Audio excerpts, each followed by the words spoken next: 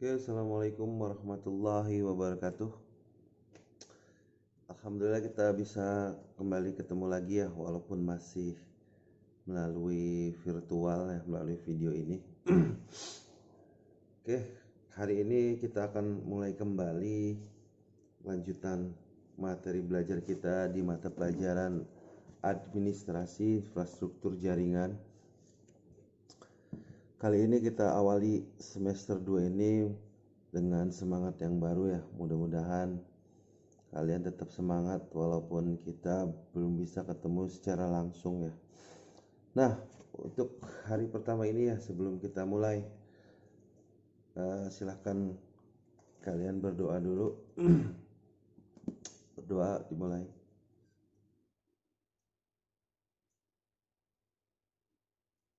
Oke. Di awal materi AIJ di semester 2 ini kita akan melanjutkan materi di bagian ketiga ya, setelah yang pertama tentang firewall, yang kedua tentang bandwidth, dan hari ini kita mulai materi tentang load balancing ya. Nah, di awal ini kita akan sama-sama pelajari tentang konsep load balancing.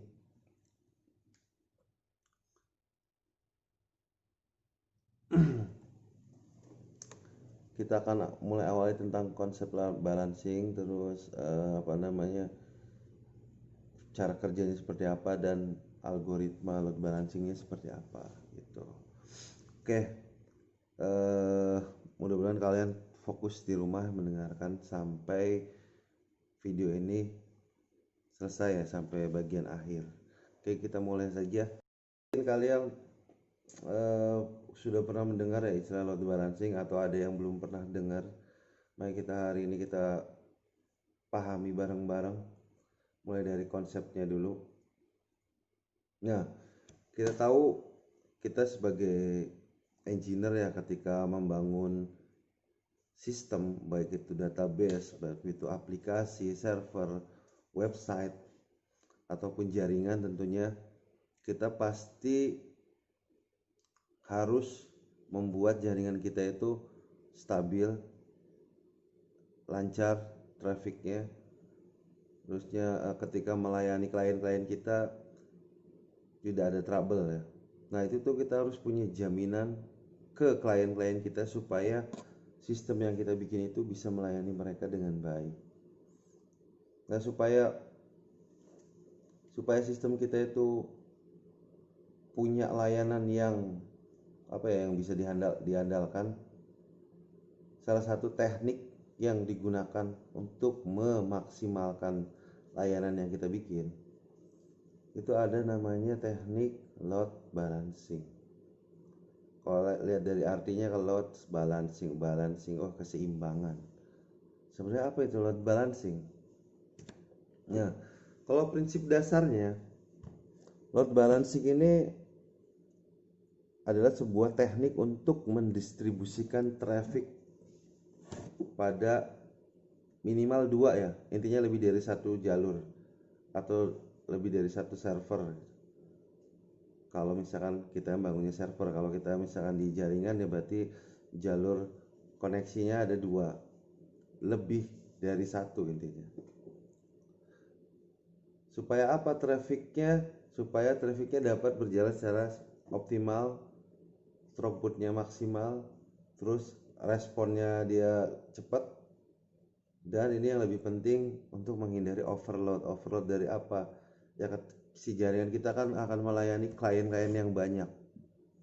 Nah, ketika kliennya itu banyak, pasti akan terjadi namanya overload. Jadi pekerjaannya juga banyak ke si jaringan kita untuk melayani klien-klien tadi. Nah, misalkan di contoh skema gambar di sini ada 2 ISP yang dihubungkan ke sebuah router untuk melayani beberapa klien. Jadi ada 2 koneksi ISP untuk melayani beberapa klien. Ini contoh sederhananya ya. Nah, load balancing juga mendistribusikan beban kerja secara merata di 2 komputer atau lebih. link jaringan, CPU, hard drive atau sumber daya lain. Jadi dia juga bisa untuk mengatur pembagian kerja sebuah perangkat yang digunakan secara bersama-sama. Ya contohnya ketika kita membangun sebuah server layanan. Terus juga tuh ada link jaringan ketika kita punya lebih dari satu link jaringan yang digunakan banyak klien. Nah, tujuannya untuk apa? Supaya si sumber daya tadi itu bisa dipakai sama klien secara maksimal. Jadi dia bisa melayani banyak klien itu secara optimal. Nah, load balancing ini menggunakan minimal tadi 2 link yang digunakan bersama petugas untuk membagi traffic. Jadi ibaratnya kalau di jalan tol itu kan jalannya itu dibagi menjadi banyak supaya ya bisa dilewati banyak mobil di jalur yang berbeda-beda. Supaya apa? Supaya lalu lintasnya lancar seperti itu. Kalau diistilahkan kalau kita di jalan raya ya. Nah, lalu prinsip dan cara kerja load balancing. Nah, si load balancing ini nih si perangkatnya yang disebut sebagai load balancing itu ada ditaruh di antara service misalkan bisa website, aplikasi, networking. Artinya dia ditaruh di antara service dengan traffic yang menerima layanan dari luar. Dia tuh adanya di tengah-tengah antara klien kita dengan apa yang klien kita mau akses gitu. Sesuai di skema di samping ini.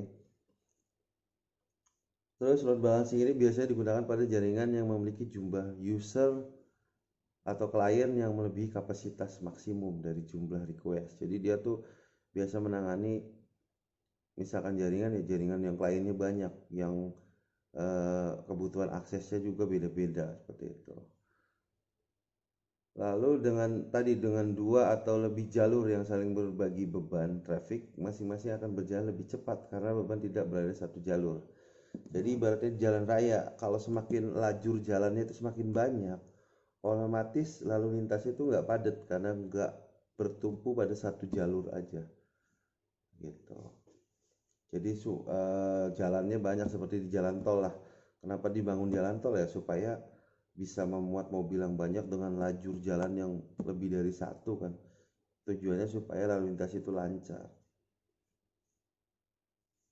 Lalu load balancing service ini berjalan seimbang di beberapa jaringan, dan jika salah satu jaringan mempunyai masalah, maka user akan tetap bisa mengakses layanan dan tidak menyadari adanya gangguan pada jaringan karena dia punya jalur yang lain. Jadi kalau ada satu jalur yang terganggu ya, trouble, dia tetap bisa pakai jalur yang lain gitu ketika kita menggunakan metode load balancing.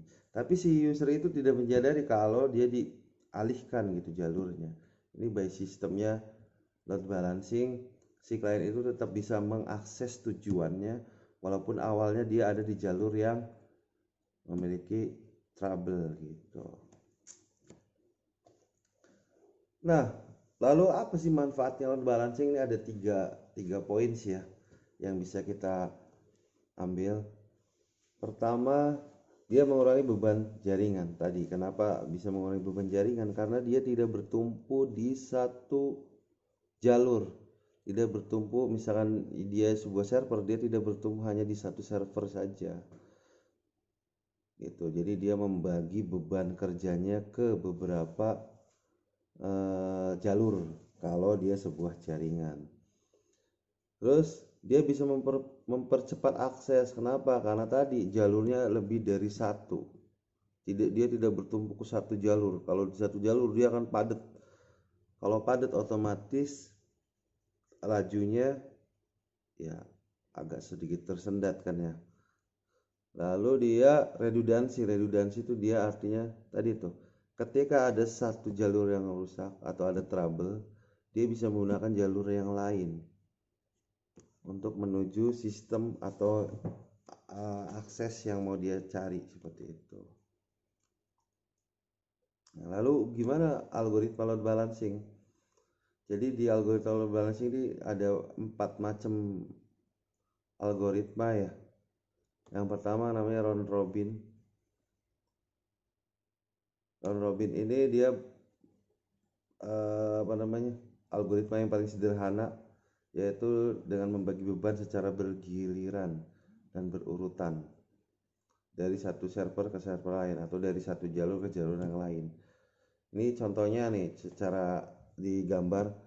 Misalkan ada dua server yang diakses beberapa klien. Misalkan di sini ada 4 klien.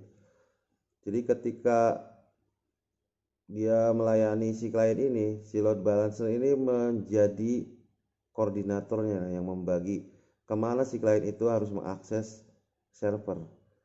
Jadi misalkan ketika klien 1 mengakses C1, klien 1 akan mengakses server 1. Nah, ketika klien 2 juga akan mengakses server, dia akan diarahkan oleh si load balancernya, si perangkat balancingnya itu ke arah server 2. Dia akan membagi urut. Kemudian ketika ada klien yang ketiga, dia akan ketika akan mengakses server akan diarahkan sama load balancer ini ke server 1. Kemudian ketika ada klien lain, klien 4, ketika dia akan mengakses server, dia akan diarahkan sama si load balancer ke server 2. Jadi seterusnya, jadi silang gitu, berurutan sesuai masuknya atau request yang masuk ke sistem gitu. Request si klien yang akan masuk ke sistem menuju ke server yang akan dia tuju, seperti itu. Itu algoritma round robin ya. Terus ada lagi algoritma namanya rasio. Nah, si rasio ini nih algoritma yang load balancing dengan cara membagi beban dengan cara memberi rasio pada setiap server. Semakin besar rasio, maka semakin besar juga server tersebut mengalami beban. Nah, contoh digambar di sini ada 3 server, terus ada 4 klien dengan satu balancing. Nah, kita itu udah menentukan bahwa beban traffic yang paling besar itu akan ditangani oleh server 1. Dengan server 2 sama 3, misalkan server 1-nya paling besar sekitar 60%, nanti bebannya akan ditangani server 1, server 2 sama server 3 akan menangani 20%, masing-masing 20% dari beban yang akan dilayani oleh si server. Nah, ketika klien-klien ini mengakses, misalkan klien 1, klien 2, klien 3, dia akan diarahkan ke server 1. Nah, ketika server 1 ini belum mencapai 60% beban kerjanya, nah ketika ada klien lain, misalkan klien 4 yang masuk, ketika masih belum melewati 60% beban kerja server 1, maka request dari klien 4 ini akan diarahkan ke server 1. Tapi ketika dia beban kerja server 1 sudah melebihi 60% dari 3 request, 3 klien 1, klien 2, klien 3, maka klien keempat akan diarahkan ke server kedua. Nah, terus berlanjut ketika ada misalkan lanjutan klien kelima, dia akan mengakses server. Karena klien 1 udah terpenuhi 60%, klien 2 belum mencapai 20%. Nah, klien kelima itu akan diarahkan ke server 2. Tapi ketika server 2 sudah mencukupi beban 20%, maka ketika ada klien kelima, dia akan dialihkan ke server kedua gitu. Cara dia menggunakan rasio ini. Biasa gimana menentukan 60%, 20%-nya atau berapa persen yang akan kita tentukan rasionya ya. Kita harus memperhatikan spesifikasi dari server atau jaringan yang kita akan atur menggunakan load balancingnya. Jadi kita harus memahami spesifikasinya. Lalu yang ketiga namanya fast test. Nah, di fast test ini dia merupakan algoritma load balancing dengan cara apa? Pembagian bebannya dengan cara mengutamakan server-server yang memiliki respon cepat.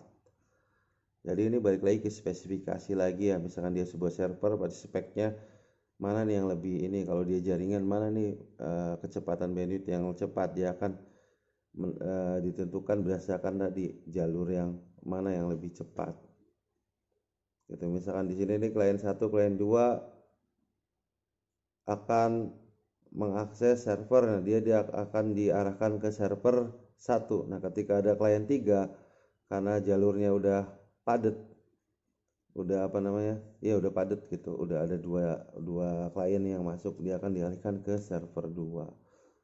Server 2 si klien 3 ini.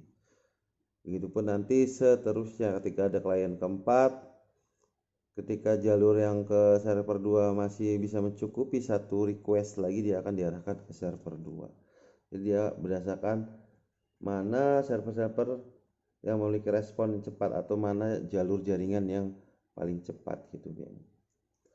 Nah yang terakhir namanya list connection. Dia melakukan pembagian berdasarkan banyaknya koneksi yang sedang dilayani oleh server. Misalkan di sini ada klien 1, klien 2, klien 3, dia sudah mengakses server 1. Nah ketika ada klien 4 sama 5, karena dia di server 1 udah ada 3 akses, nah klien 4 sama 5 akan dialihkan ke server 2.